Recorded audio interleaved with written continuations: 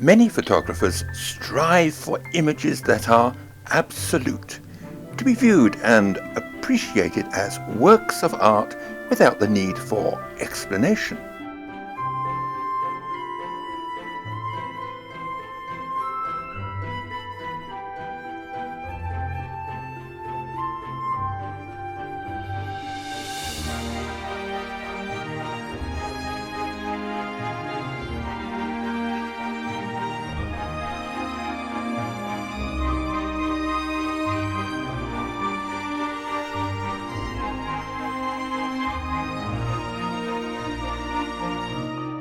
As a member of a camera club, I share that dedication and commitment, especially when participating in competitions.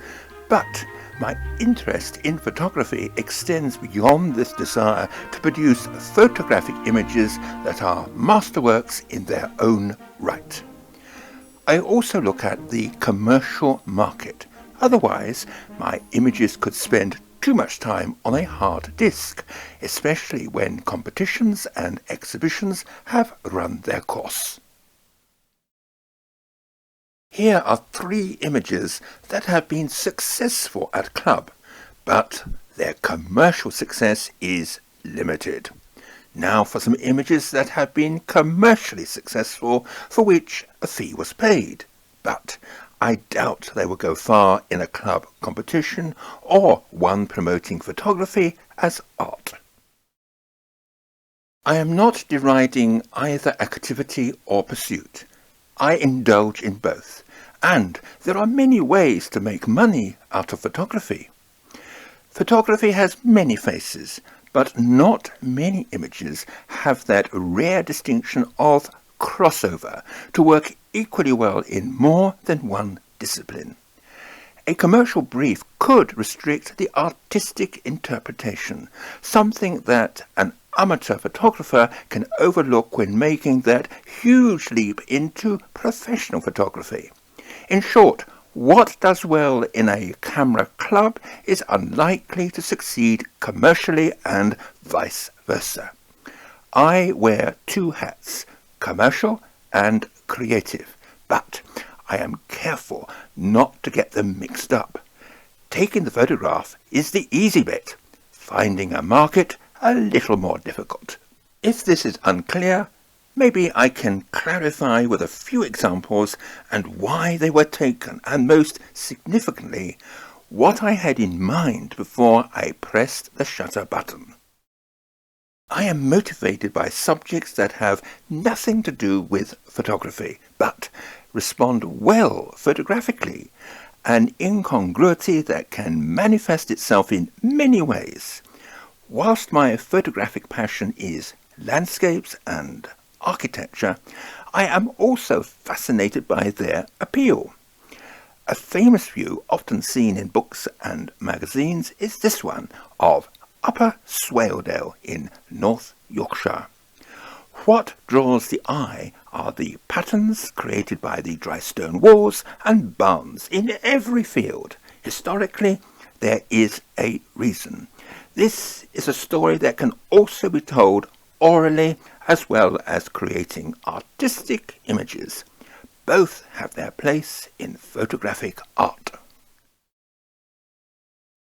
I have found online books and YouTube highly creative platforms for promoting photography, but rather than present a collection of unrelated images, I tell a story.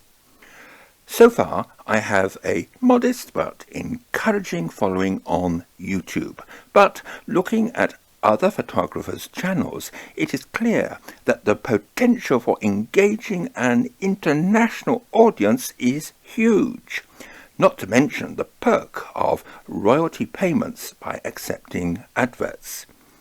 By this token, I am bemused that being an Olympus photographer, my productions are sometimes prefaced by a Canon advert. You have some control, but obviously I overlooked telling YouTube this little detail. I have had some training in music, which I can also add to my YouTube mix. In addition to landscapes, you may have already viewed my films on heritage railways and cathedral architecture. These are subjects where my skills in photography and production can reach beyond a photographic audience to a wider market who also share these interests.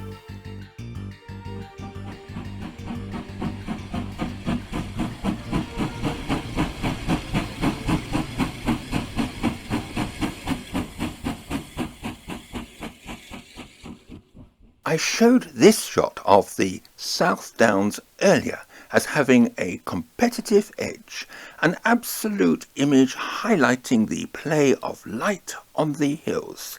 I took several, but when it came to submitting images taken on the very same day for a calendar, the client was looking for something very different. The accepted shot presents more information about the location. It is almost, but not quite, chocolate box. This raises the question, what is chocolate box? This, of course, is a metaphor for a highly coloured photograph that will grace more products than a chocolate box. This shot is chocolate box, but this one is not. So what is lacking, or more likely, what shouldn't be there? It is, of course, the profusion of shadows, far too many, and whilst it is necessary to photograph a chocolate box image in strong sunlight, dealing with shadows is the hidden art of true chocolate box images, and it is not so easy as often thought.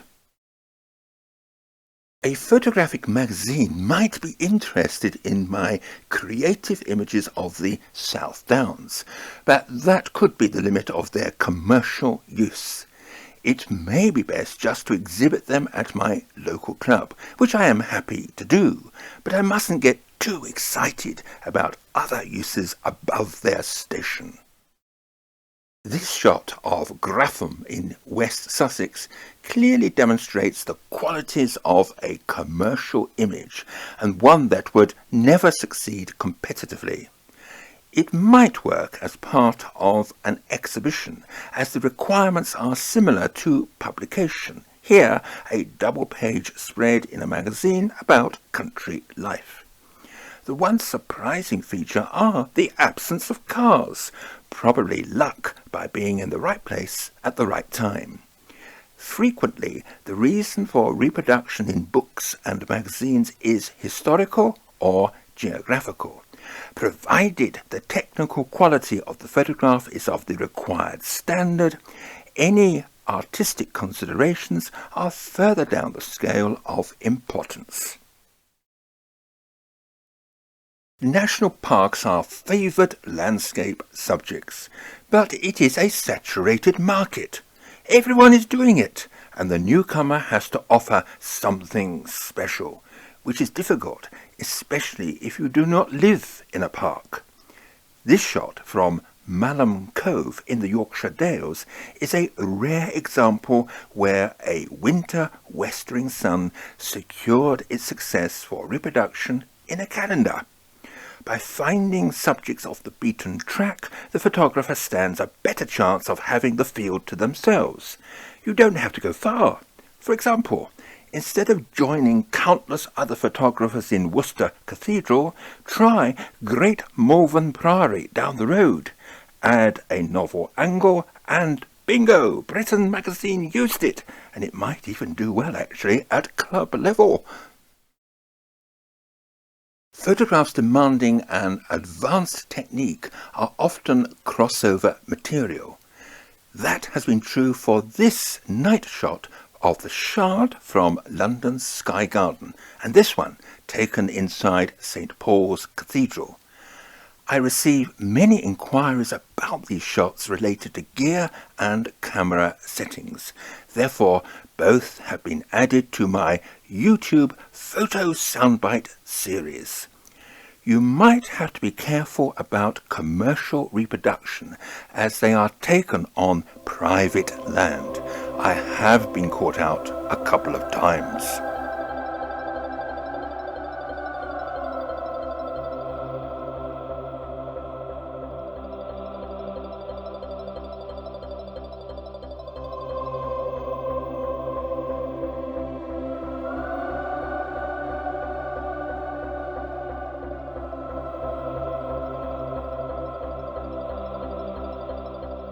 Research and knowledge of subject is just as important as photography. Otherwise, it is like trying to photograph dance without knowing the choreography. I doubt if Repton, that is the town of Repton, is familiar to many photographers, yet its historical importance is unique.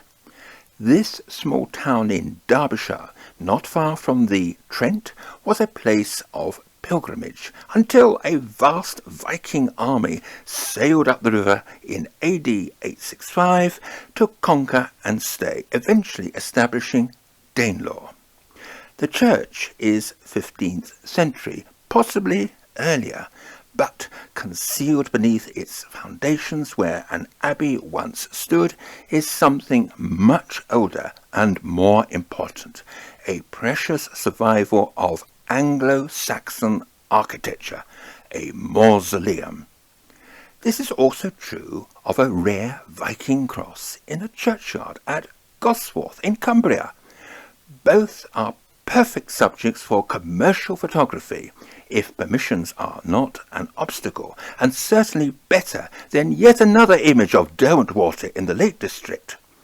Here, competition is fierce, and picture researchers are not exactly waiting for them, as they can be obtained at the drop of a hat.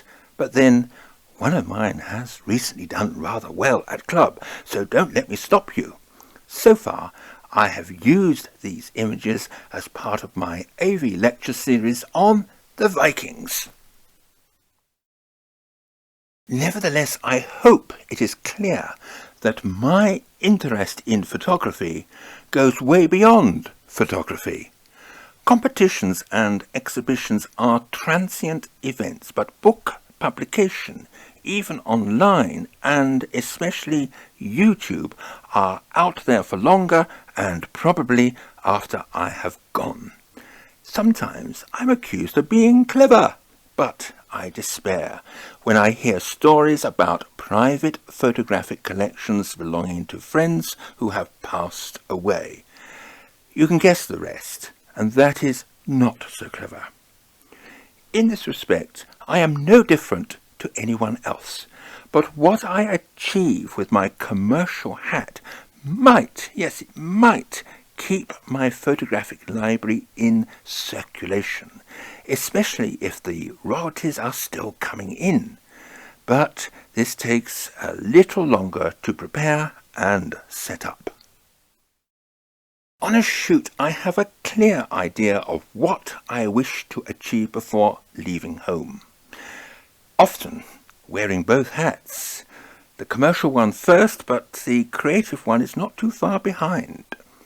When I host event days for Olympus, some of the photographs taken on research trips as well as the event will find their way into something commercial as well as creative.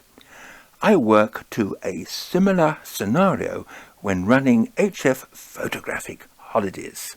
Here, I can take matters a stage further by showing the student how to take photographs suitable for exhibitions, books, or lectures, helped by my YouTube productions, often shot at the event. They still have to work at it. It won't drop out of the sky, which is even more satisfying when they succeed. I am asked how I became a professional photographer. First, forget what achieves maximum points in a camera club competition. Here, the criteria are different. Nothing wrong in that. However, it is unlikely to cross over into the commercial market. Camera clubs are also great for learning the technical side of photography, where it is essential to progress beyond the auto button. You won't get very far by just pressing that, even when you want to learn about composition. Many professional photographers specialize in subjects close to their hearts or are exponents of the activity. Mine, as I'm sure you are aware, is landscape and architecture. Other photographers choose sport, wildlife, or dance, which I tried and failed. The lesson being, never be tempted by flights of fancy.